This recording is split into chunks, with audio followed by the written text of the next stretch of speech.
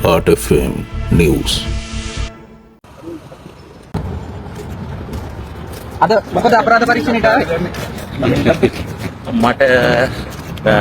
මට විරෝධයක් මේ එක ළමයාගේ සිද්ධියක් වුණා.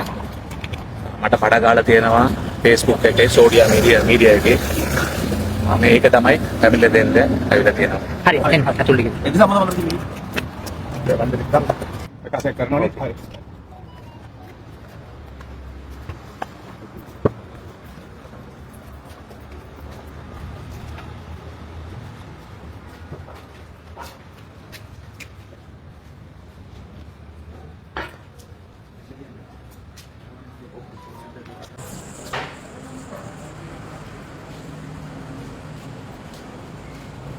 අපිට පැමිණිල්ල ගැන පොඩ්ඩක් කතා කරලා ගන්න.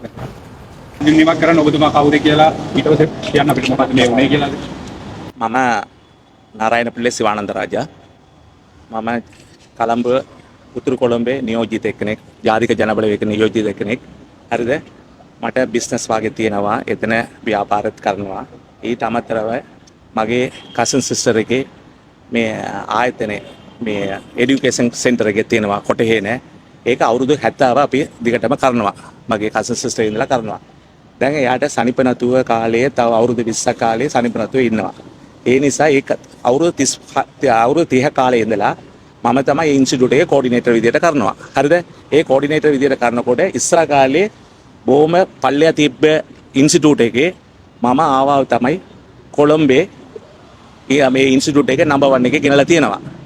ඒක සාධාරණ ළමයාත් 1500 ගාන ඉගෙන ගන්නවා. හරිද? ඒ කාලෙත් පොඩි මේ තත්ත්වයේ තියෙන එක දැන් ලොකෝට ගෙනලා තියෙනවා. ඒක මේක ඉන්ස්ටිටියුට් එකේ. දැන් තියෙන ප්‍රශ්නේ මොනවද? ඒ ළමයා කෙනකොට මට ගොඩක් විරෝධය ඉන්නවා මෙතන ක්ලාස් කරන්න පුළුවන් තැනට විරෝධය ඉන්නවා මම දන්නවා. හරිද? ඒක ගණන් කරලා තමයි මම ළමයාගේ ඒක මේ වගේ සේවය කරනකොට තමයි මම ඒක කරලා තියෙනවා.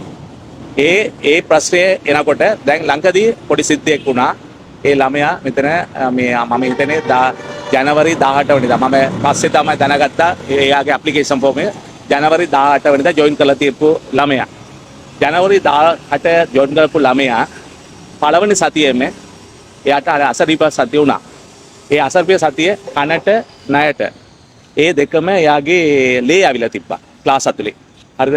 ඒ ක්ලාස් 7 මාස්ටර් ඔක්කොම දන්නවා ටැමිල් ක්ලාස් එකේ.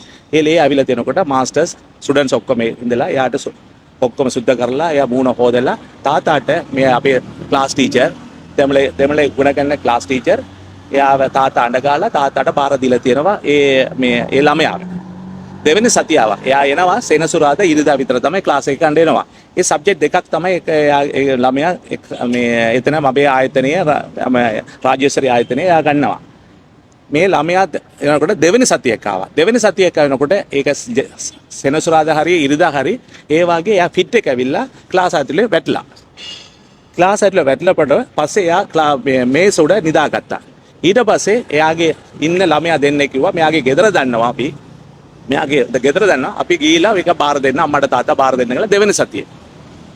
ඒක උනේ මම දන්නේ. ඒ සිද්ධිය මම දන්නේ. ඒකේ පස්සේ තමයි එක දවසේ කතා කරනකොට සර් කිව්වා ඒක ළමයා අලුත් එක්කෙනෙක් අවිලා ඉන්නවා. සති දෙකම ආපු දවසේ දෙකම එයාට සනිප නැතුව තමයි ඉන්නවා. පව් කියලා මට කිව්වා. හරිද? මම කවුද කියලා දන්නේ. හිඟමන්ද එයා නම මොනවත් කිව්වේ නැහැ. ඒක මම දන්නේත් නැහැ. ඊට පස්සේ එයා කියනකොට මට ඔළුවට තිබ්බා. හරිද? ඒක 1000 ගාන එනකොට ළමයා කවුද කියලා දන්නේ නැහනේ. 1000 ගාව වැඩියෙන් තියෙනවා. ඒක අපේ මේ ආයතනයේ. ඊට පස්සේ තුන්වෙනි සතියේ මම හිතන්නේ ඊට පස්සේ වුණා තුන්වෙනි සතියේ පෙබ්‍රවරි 2nd වීද 15 මම 15 වගේ වෙන්න ඇති 15 වගේ ඉස්සරහා. එනකොට මම මගේ ආයතන තව තියෙනවා බිස්නස් කරනවා අපි. මගේ බිස්නස් එක මාකටිං ඩිස්ට්‍රිබියුෂන් කරනවා. ඒක මාකටිං ඩිස්ට්‍රිබියුෂන් එකේ තව මට අල්ලපු එක තියෙනවා ඉන්ස්ටිටියුට් එක අල්ලපු එක බිල්ඩින් තියෙනවා. එතන මගේ කාමරය තියෙනවා. ඒ කාමරේ ඉඳලා මම එළියට ආවිලා තිබ්බා. එළියට එනකොට වෙන වැඩට ආවා. වෙනට එළියට යන්න ඕන කියලා එනකොට ඒක අම්මා. ඒක පේරන්ට් කෙනෙක් එළියේ ඉඳලා සර් මේ ළමයා පොඩ බලන්න කියලා කිව්වා. හරිද? මම මෙයා කියනවා මොනවද බලන්න කියලා කියනකොට මොනවද කියනවා කියලා මම දන්නේ නැහැ. එයා වොයිස් එක කතා කරලා ඉන්නවද නැත්නම් හිඟමන්දර මොනවද දන්නේ නැහැ කියලා මට අක්කලා ගියා තුලේ. ඒක ක්ලාස් රූම් එකේ පිටිපස්සේ ඉන්න වෙයිටිං සෙක්ෂන් එකේ. ඒක ක්ලාස් එකේ සම්බන්ධ වෙන එක වෙනම සෙක්ෂන් එකේ. වෙයිටිං සෙක්ෂන් එකට මෙයා තනියම හිටියා. හරිද? මෙයා තනියම හිටියා එතන. එතන එනකොට මම කිව්වා ළමයා මොනවද මෙතන තනියම ඉන්නවා නෑ සර් මම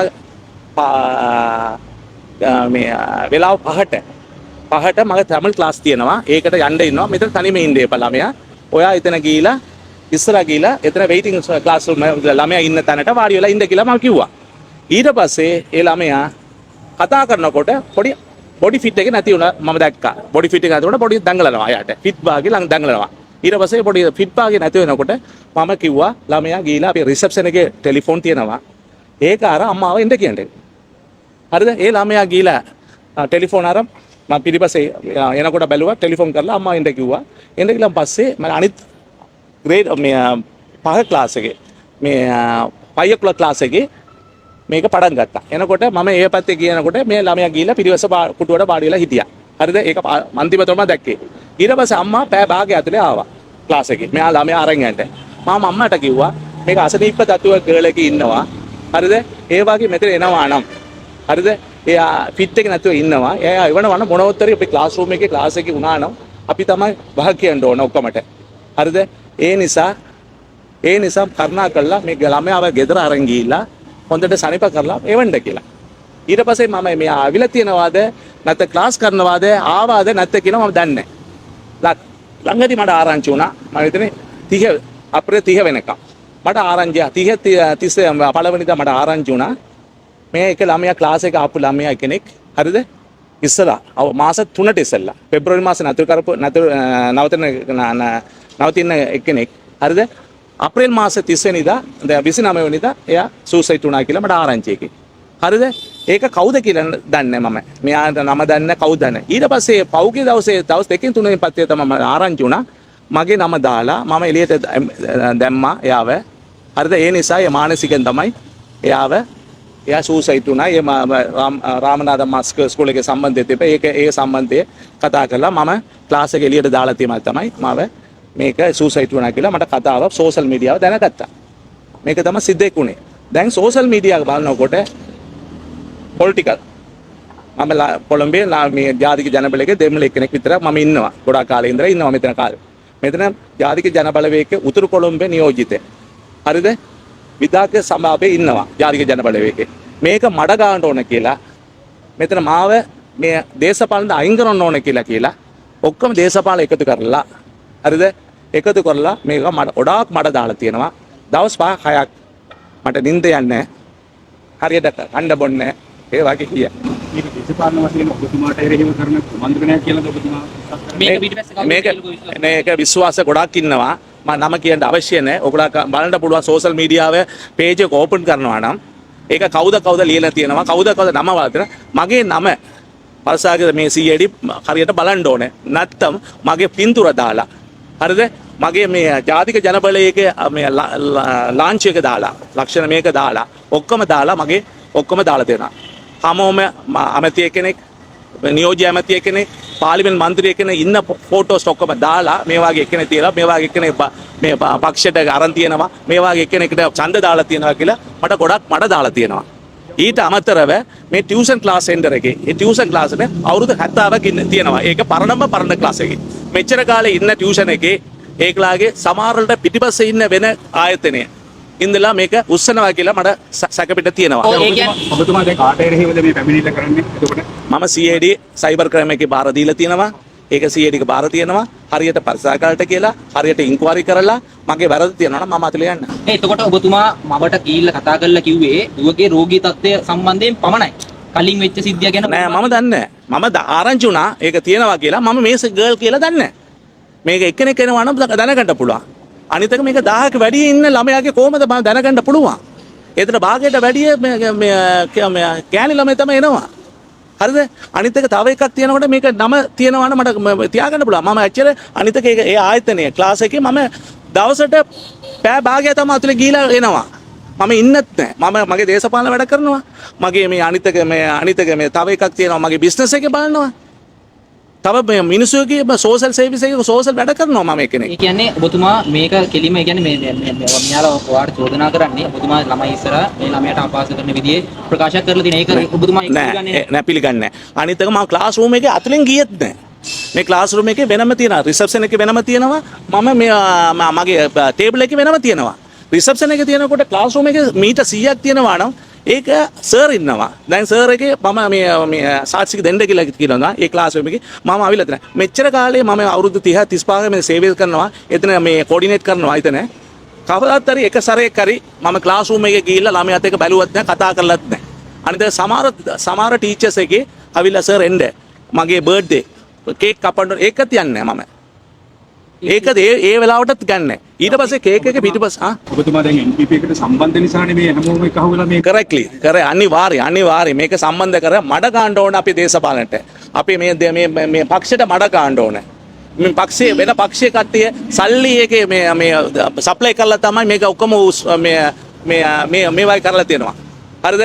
අනිත් එක මේ ළමයාවේ මේ කී දෙනෙක් ළමයාවේ මේ වයි කරලා නැති වෙලා තියෙනවා සූසයිඩ් කරලා. ඒ අය අනිත් ළමයාට මේකලාගේ මේ වගේ කරලා නැහැ. ඒ කියන්නේ ඔබතුමා කියන්නේ මාස 3කට පස්සේ කලින් වෙච්ච එන්න එපා කියන්නේ මාස 3කට කලින්. ළමයා නැති වෙන්නේ අප්‍රේල් 29. එතකොට එතකන් කිසිම දෙයක් දන්නේ නැහැ ඔයා. දන්නේ නැහැ. අනිත් එක මේ ළමයා දෙමාපියන් මාධ්‍යට ඇවිල්ලා කියනවා ඔබතුමා ළමයි ඉස්සරහා තමයි මේ දේ කිව්වේ කියලා. එහෙම එකක් ඇත්තට උනේ නැහැ නේද? 100% හරි. 100% මම ඒව සිද්ධ කියනවා. මම පිටිපස්සට ගියත් නැහැ. පිටිපස්ස ගිහිලා ළමයාගේ පිටිපස්සේ මේ ක්ලාස් රූම් එකේ පිටිපස්සේ ගිහිලා ළමයා තණ්ඩ ගාලා ඉස්සරහට ගියෙත් නැහැ. ඒකට 100%ක් මම ඔප්පු කරන්න පුළුවන්. හරිද? 100% ඔප්පු කරන කවදාත් හරි මම ක්ලාස් රූම් එක ඇතුළෙත් යන්නේ නැත්නේ. මෙච්චර කාලේ අවුරුදු 30ක් ඉන්නවා ගිහිලා ක්ලාස් රූම් එකේ. සමහර එක දවස් දෙකක් දවසේ මම හිතන්නේ අවුරුදු මේ 30 ඇතුලේ මම ගිහිලා සර් ඉන්න ටීචර්ස් සර් මගේ බර්ත්ඩේ තියෙනවා එන්න කේක් කපන්න විතරක් තමයි ගිහිල්ලා තියෙනවා. මම ඒකත් සුළු එක. ඒක මේ දවස් 4-5ක තමයි මේ කාලේ උනේ. එච්චර තමයි. දරුවා ඉන්ස්ටිටියුට් එකට එන්න කලින් රෝගී තත්ත්වයකින් පෙළෙන දරුවෙක් නේද කියන්නේ. ඒක වෙන්න පුළුවන්. ඉන්ස්ටිටියුට් එනකොට අයියේ පළවෙනි දවසම අවිල්ලා කනට නෑට මේ ලේ අවිලා තියෙනවා. ලේ අවිලා තියෙනවා බලන්නකෝ. පළවෙනි සතියේ. ඒකත් මම දන්නේ නැහැ.